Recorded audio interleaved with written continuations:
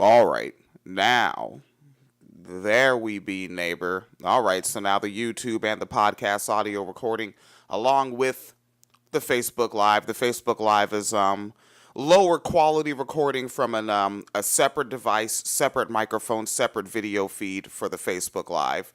The YouTube and the podcast audio is available afterwards. Do ya get me?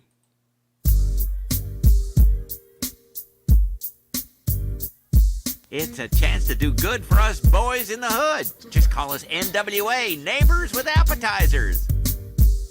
Politics is weird and creepy, and now I know lacks even the loosest attachment to anything like reality. This is winecellarmedia.com. Trigger to the motherfucking warning. Understand? This show is fucked up. All right. Might run over a little bit longer than I would prefer. Try to keep this short as I would with a morning wine cellar. Father Teresa's Wine Cellar is rated R for keeping it real. I hope you're sure happy it's Tuesday in the Wine Cellar. Baby, why are you trying to give me a glass? Just give me that bottle. All right. winecellarmedia.com. Patreon.com, of course, /WineCellarMediaFund. And shout out to the homie loco over there. I had missed that a little earlier.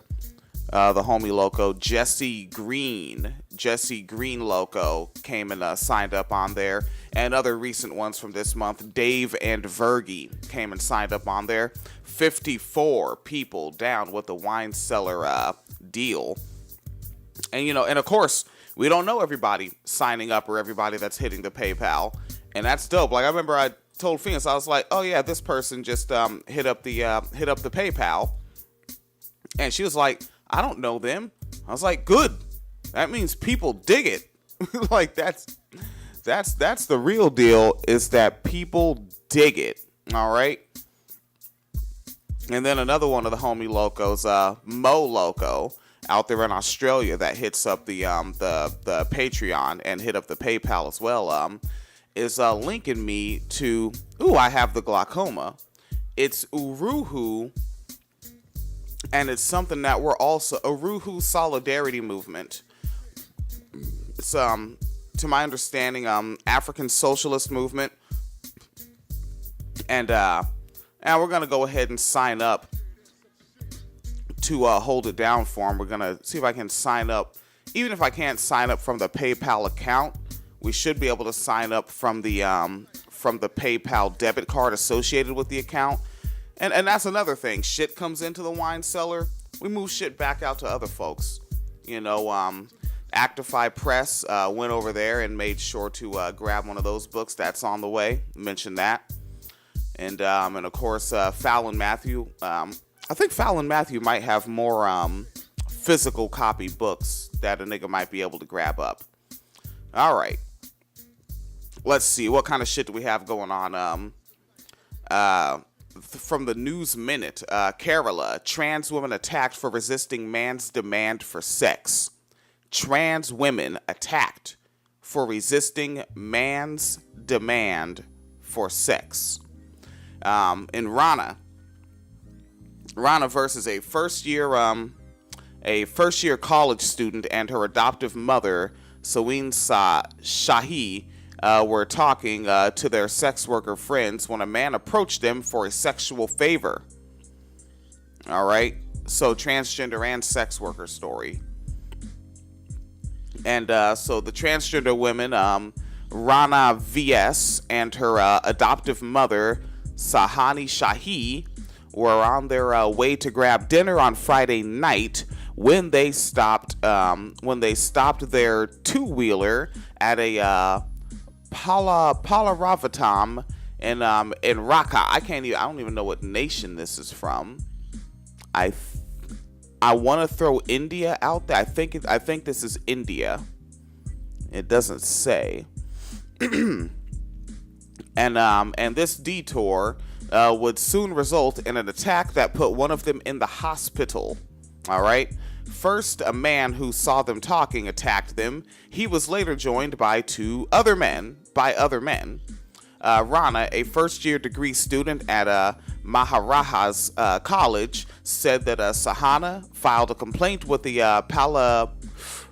Palaravatam police station on Saturday. Quote, a case has been filed against the attackers on the charges of physical assault and causing damage to their vehicle under the sections 341, wrongful restraint, 323, voluntarily causing hurt, and 427, whoever causes mischief and thereby causes loss of damage. End quote. Speaking to the News Minute news outlet, Sahana says, quote, they hurt Rana and broke her two-wheeler in which we were riding. She was hospitalized that night with a neck injury. Recounting the events from Friday night, Sahana says, the friends to whom we were talking are sex workers. A man who appeared to be about 50 years old approached us and asked my daughter Rana what her rate was. I said she is not here for that and that we were just talking to our friends. Suddenly he grabbed her and said he would give her 500 units of currency in this nation. I told him again that she is not for sale and asked him to leave her. He then turned abusive and started hitting our vehicle with a stone, breaking the indicators and causing other damages. One of our friends who tried to intervene was also attacked, Sahana says. He then ran away, but we chased him, demanding him to give us the money to fix our vehicle. Later, some men joined to support him. What followed was a lot of verbal abuse. One of them threatened that they will not let us go in the daylight and tore one of our clothes. One even tore Rana's clothes and grabbed her breast. Since she had her surgery done, it really hurt her. The biggest disappointment came when the police reached the spot. The police asked the man who attacked us if he had a case against us. When he said no, I told the police that I want to file a case as our vehicle was damaged and our people were abused. I informed him that the man was drunk and showed our bike and the damage he caused. The police, however, said that if the man had a complaint, he would be taken to the station, but if we had a complaint, we could go to the station the next day and register it. Don't we have the same rights? Sahana asked. While the FIR was eventually registered, Sahana says no action has been taken against the men. All right, so trans women get attacked out there. Hey, yeah, sure, I'm the cop here, but go on down to the station tomorrow. That's how they talk in India. That's spot on, as some might say.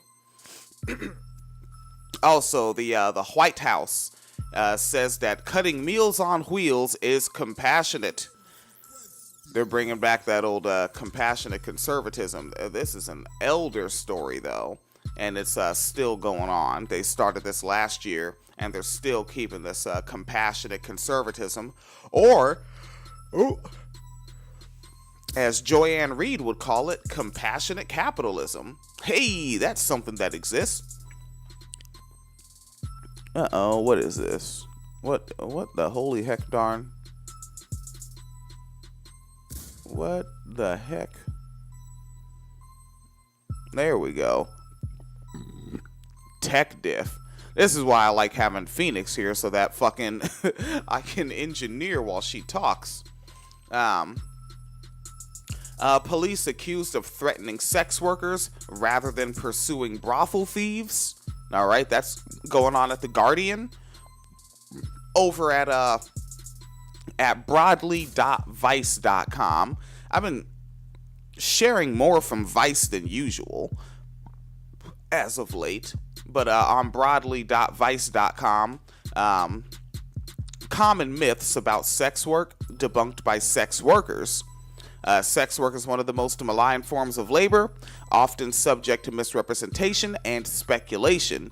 The folks down at Broadly, they asked two leading sex worker activists to break down some of the most common misconceptions. And over at Axios.com, this is just an ongoing literally right now in this moment, this story is just blazing along, if you will. With 42 people killed, California's Camp Fire is the state's all-time deadliest. Like, shit is just roaring along in that motherfucker. And then over here at teenvogue.com, I'm pretty sure Teen Vogue could use a podcast. I think it could be called, Teen Vogue Wine Cellar. I don't know, something like that. Man, get a little wacky. But over here at Teen Vogue, 8 transgender-friendly lingerie brands to support instead of Victoria's Secret. And the homie loco, I actually don't know this cat, but the homie loco, Carmen Carrera, out of New Jersey. And I don't know if that's their legal name, but I know that Carmen Carrera hit the scene performing in drag on RuPaul's Drag Race, and and then I think came out as transgender and did the whole business after that season had wrapped up. If I remember right, that was season 3. Yeah, that was season 3 was Carmen Carrera's season, which would make that 2011. So I think it was like 2012 and forward, maybe 2013. Carmen Carrera was out as a transgender individual and not just a drag performer.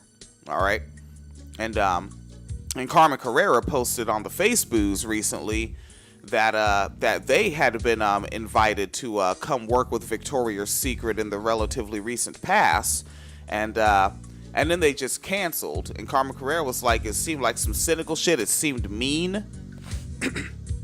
And that might be going along with the with this current story with Victoria's Secret. So this is off of the teenvogue.com. And this article is up by Eli Ehrlich. On Friday, Victoria's Secret was out. The international retailer does not support trans or plus-size people. Victoria's Secret Chief Marketing Officer and Executive Vice President of Public Relations, Ed Razek, admitted to Vogue that they intentionally don't have trans or plus-size models on the runway at their event. Quote, shouldn't you have this is a quote, the question. Shouldn't you have transsexuals on the show? And Razek said, no, I don't think we should. And Vogue said, well, why not? And he said, because the show is a fantasy. End quote. And article continues, it may be the fantasy of far-right conservatives that trans people don't exist, especially after the Trump memo. However, in a county where nearly 3% of teens are trans or gender nonconform, and the average woman is a size 16/18, I don't really know how that works. The fantasy is just that. Unreal, unnecessary, and exclusionary. Following a long silence on the clearly anti-trans and anti-plus statements, Razek clumsily walked back on the comments. Quote, to be clear, we absolutely would cast a transgender model for the show. We've had transgender models come to castings, and like many others, they didn't make it. But it was never about gender. I admire and respect their journey to embrace who they really are. End quote. In response to their continued refusal to cast trans or plus-size models, here are 8 lingerie and undergarment brands you can support that actually embrace the communities. One of them is Chromat, Chromat, Chromat.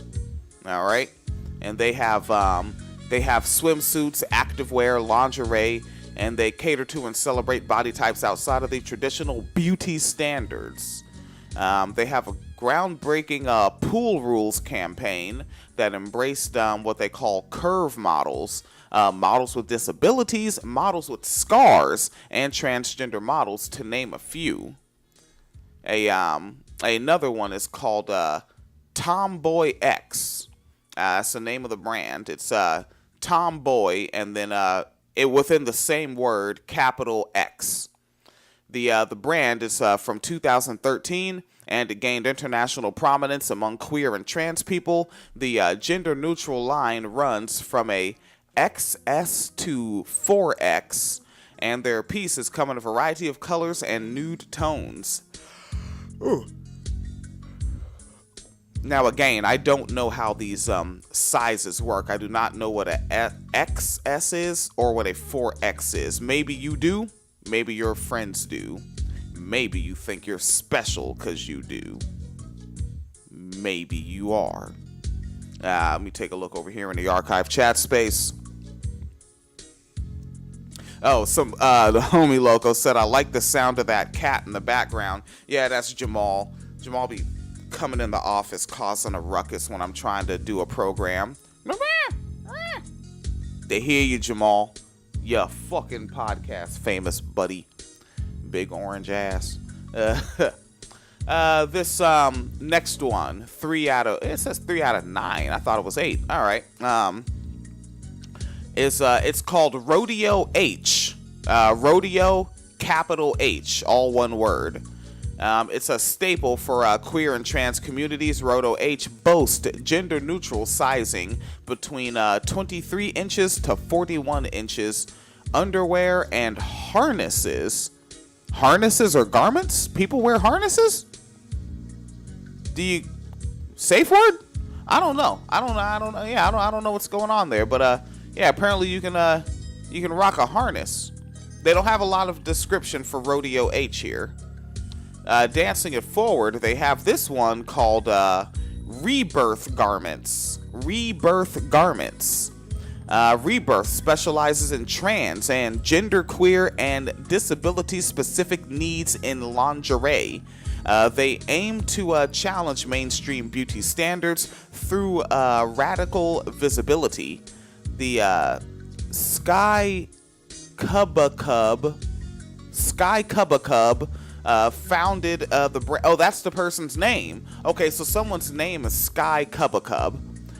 They founded the brand after not being able to buy a binder and get this size. Sizes can be customized. Binder. If I know right, I think binders push down breasts, I think.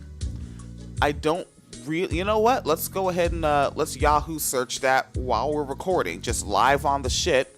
I'm gonna type in the Yahoo search transgender binder. Let's see. And over here at bustle.com, they have 11 of the best binders you can buy according to a trans person. And then also on bustle.com, a year prior, is 7 things you should know before buying your first binder. And it starts out with, for many transgender men and gender non-conforming individual, chest binding can be an essential part of getting dressed in the morning. Okay, so I guess it's something that, like, maybe visually, maybe it helps folks not get misgendered. I think maybe with trans men and non-conform folks. That's what I think is going on. All right. So yeah, and that's the folks down there at Rebirth Garments. They've got that going on there. All right, so now dancing on down, this is on teenvogue.com, and Teen Vogue could really use a full-time podcast. We'll take the ground level shit, nigga. Give us $30,000 a year, nigga. You got it. Fucking Blue Stockings Boutique. All right, Blue Stockings Boutique. It's out of Brooklyn, and it's an LGBTQIA centered lingerie boutique. and it features plenty of plus size and trans models on its website. Portions of the proceeds are donated to the Sylvia Rivera Law Project, which Sylvia Rivera was homie loco that threw the brick back at the Stonewall joint. And so proceeds are donated there. Proceeds are also donated to Planned Parenthood and Fenway Health, among others. Excuse me.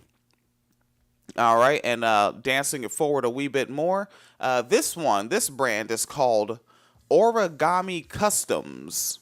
All right, Origami Customs. And let me take a look over here. Okay, that's Douglas Bass over there in the archive chat space on winecellarmedia.com on the Facebook. Douglas Bass said, hell yeah, Teen Vogue, sign these homies and bring Jamal too. He deserves that wet food. Yeah, and that's what. Yeah, Phoenix gives him the wet food later in the day. I start him out with the dry food and some water. When I get up I typically get up between 2:30 and 2:45 a.m. and I give him the dry food and the water, and then Phoenix gives him the wet food later on. That's what's going down. Yes, back to the Teen Vogue joint, Origami Customs. The custom fit slow fashion. What's slow fashion? I don't know enough about fashion. Hey, don't shoot the messenger over here. The custom fit slow fashion retailer offers sizing from XXS to 5XL, specializing in gender diverse undergarments.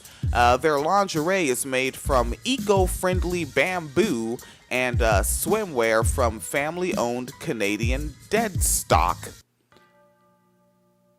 It is hard being an ignorant person. I don't know what the XXS is. I don't know what the 5XL is. I don't know what Canadian dead stock is, but maybe that's the dope stuff, and maybe you want to go hit up them niggas over at Origami Customs and see what's cracking. All right, this one is called Curvy Kate, and it is a UK-based company, and it focuses on 28-44/D-K cup sizes, and recently featured trans, disabled, black, and plus-size models in their fearlessly diverse campaign. Now, and in all irony, the image that Teen Vogue used was two white women. I don't know if they're cis or trans, but two white women for the image above that text. And I mean, I guess it's supposed to be plus size, but they don't look very plussy. They're kind of little. And maybe you might see them and say that they don't look like I might weigh way more than these niggas, and I'm a little guy. Okay, dancing it down. Oh, that's it. That was the last one. Oh no, that was not the last one. They just had an advertisement in the middle of them. All right. So now it dances down here, and this one is called Marco, and it says the international men's underwear company made headlines by solely casting transgender models in the NYFW show. That might be like New York something show. And quote from the designer Marco Morante said, "Although I have always had trans and non-binary people in my shows, it became apparent to me that their presence was often overshadowed by cis gay men or cis gay men in drag. Hopefully we'll see more designers step up and ensure that fashion can uplift trans people, the same group who made fashion what it is today." All right, so that is funky fresh. One might even say it's hop skippity fresh. All right, And on our way out, we'll just take a look back at this one with the off of The Guardian, with police accused of threatening sex workers rather than pursuing brothel thieves. Wait a second, let me take a look here. Whoa. Huh. I thought this looked familiar. Alright, somehow this ended up in my show notes, and this is from 2017. As soon as I looked at it, the first words in it was Scotland Yard has been accused of threatening to prosecute women who work in brothels. And I'm like, for some reason, I know that sentence. And you see, and that's what irritates me about my news.google feature, is that my sex workers' rights news and my trans rights news are fucking scrambled as shit. Like, ever since the most recent losses in net neutrality, my fucking, especially sex workers' rights news, I get bullshit. Like, I think I searched sex workers' rights news, and I seriously got, like, Dallas Cowboys shit. And it wasn't even like Dallas Cowboy cheerleaders having problems with this type of discrimination over here, which NFL cheerleaders are basically slaves. Read about that. All right, but the Morning Wine Cellar does have to wrap the F up, all right? So I will link these in the web post for this episode, winecellarmedia.com. All right, and thank you to the folks holding it the funk down. Stephanie Loco recently hit us up.